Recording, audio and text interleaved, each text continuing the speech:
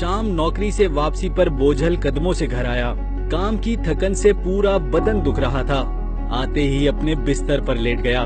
कमरे में लेटा देखकर अब्बू फौरन कमरे में आए और अहवाल पूछा। थकावट के बाइस मैंने उखड़े लहजे से जवाब दिया। अब्बू जेरे लब दुआ देते वापस लौट गए। थोड़ी देर बाद कमरे में बेगम आई तो मैंने पूछा, बच्चे कहाँ हैं? बहुत थका हुआ हूँ, अपने जिगर गोशों को देखूंगा तो सारी थकन उतर जाएगी। बेगम फौरन सहन में खेलते नन्हे मुन्ने बच्चों को ले आई, जो आते ही मुझसे लिपट गए। मैं भी बच्चों के चेहरे देखकर अपनी सारी थकन भूल बैठा। अपनी शफकत पदरी उन पर निछावर करने लगा। लेकिन चंद लम्हों बाद ही वालिद मोहतरम का झुर्रियों भरा चेहरा आंखों के सामने घूमने लगा कि वो भी शफकत पदरी से मजबूर अपने बेटे को देखने आए थे, अपनी औलाद को देखने, अपनी शफकत पदरी निछावर करने। लेकिन मेरी बेरुखी के बाइस वो मेरे पास बैठ न सके। इतना सोचते ही मेरी आंखों के सामने अंधेरा छाने लगा। दम सीने में घुटता महसूस होने लगा।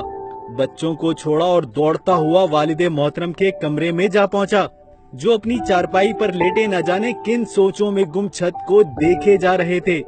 मैं उनकी चारपाई पर उनके कदमों में जा बैठा और उनकी टांगे दबाने लगा। अब्बू फौरन उठे और मुझे सीने से लगा लिया। ना जाने क्यों हम बाप बेटा फूट फूट कर रोने लगे।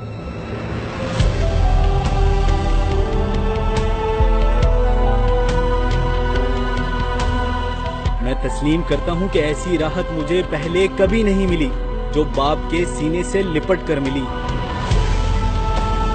दोस्तों, हम अपने पैसों से सब कुछ खरीद सकते हैं सिवाय माँ बाप की खुशियों के। पैसा तो हमारे माँ बाप ने भी सारी जिंदगी कमाया और हंसते हंसते हम सब पर लुटा दिया, ये जानते हुए भी कि वो कल बूढ़े हो जाएंगे। लेकिन अपने बुढ़ापे के लिए कुछ ना बचाया। आप सबसे दरख्वास्त है कि चंद लम्हे अपने माँ बाप के पास बैठ जाया करो। उनसे दुख सुख की बातें शफकत के साथ कर लिया करो। यकीन करो, दुनिया और आखिरत में फलाह पा जाओगे। इस तहरीर को इतना शेयर करें जितना अपने वालिदैन से प्यार करते हैं।